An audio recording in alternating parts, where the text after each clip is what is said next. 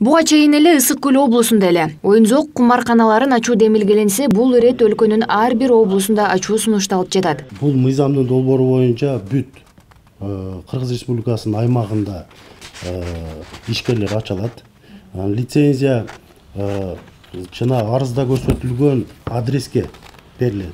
Если адресин өзгөрткөн болсо лицензиясын жанагы переоформление кайрадан тапшырышып, жаңы алып, жаңы көрсөтүлгөн адресин алышат. Эми ошол лицензия кимдерге кантип берилет? Лицензияны Кыргызстандын ишкери менен катар чет элдик инвестор дагы ала алат. Ал үчүн алардын резервдик фондунда Бишкек шаарына казино ачуу үчүн 4 миллион, башка регионунда каалагандар 2 миллион сом болушу зарыл. Бишкек шаарында ача турган болсо 4 миллион резервный фондко акча салыш керек.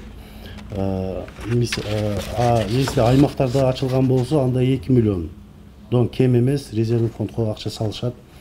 Андан сырткары жанакы оюн-зоок автоматтарын борборду ача турган болсо, ага 1 миллион резервный фонд ачыш керек. Региондо болсо 500 миң тең кем эмес болуш керек. Ошондой эле букмекердик контораларга и тотализаторлорго дагы борбордо 1 миллион, аймактарда 500 миң кем эмес акча ачышат. Андан сырткары Минюстан регистрация өтүп, жана учредительный документтерин тапшырат. Бул ачыла турчу казинолорго Кыргызстандын жарандарына кирүүгө тыюу салынат. Ал эми чет элден келген туристтердин жашы 21ден жогору болушу керек. Талаптарга баш ийбеген мекеме оюнга кирген жарандарга чара көрүлөт. Эгерде биздин жарандар кандайдыр бир жол менен ошол оюн-зоок залдарына кирип ойногон аныкталса, ал ошол жаранга дагы жана ошол оюн-зоокду уюштурган организация мекемеге дагы чаралар мыйзамдын түрүндө көрүлөт. Кумарканаларды мыйзамдаштыруу боюнча долбоор буга чейин жогорку кеңештин 6-чакырылышынын депутаттары тарабынан дагы демилгеленген. Бирок анда көл өрөөнүнө гана ачуу сунушталган. Адистер муну экономикалык кризистен чыгуунун бир жолу деп эсептешет. Бюджет акча көбүрөөк түшөт да. Ичкидин продукциянын өсүшүнө жардам берет.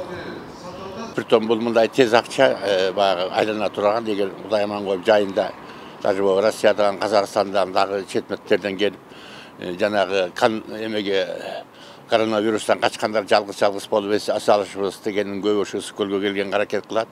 Аны ошондой келсе, мүмкүн болуп аларды жанагы катышса, алардыкы валюта менен доллар, евро менен бизге түшүп, биздин ички айланганга дагы жанагы сомдун ылдый түшкөндө дагы жардам берет да. Сомдун курсун биз 85 менен аран кармап туруп атпайбы Национальный банк. Демилгечилер долбоор ишке ашса, бюджетке жылына 600 миллион жана андан жогору сом түшөрүн белгилешүүдө. Долбоор ишке ашып калса, 30 миңге жакын жаңы иш орундары пайда болот. Ошондой эле кумар оюндарын ойногону келген чет элдиктер үчүн визасыз режим киргизилип, аларды тартса болоорун кошумчалашат. Экономика илимдеринин доктору Кубанычбек Идинов бул туура ойлонулган кадам деп эсептейт. Бул эми биздин курорттук зона, биздики тоон арасы болуп атат. Ошондой жерлерге эс алабыз деп келгендерди адамдар келип ойногону биз үчүн мындай доход канап келет да, жакшылыгын нерсесин. Анан биздин граждандар закон боюнча киргенге акысы жок болуп калат. Аерде мындай контроль күчтүү болот, өздөрүнүн охранасында болот. Биздин тиги охранадагы багы кошо көздөп турушат закондун аткарылышын.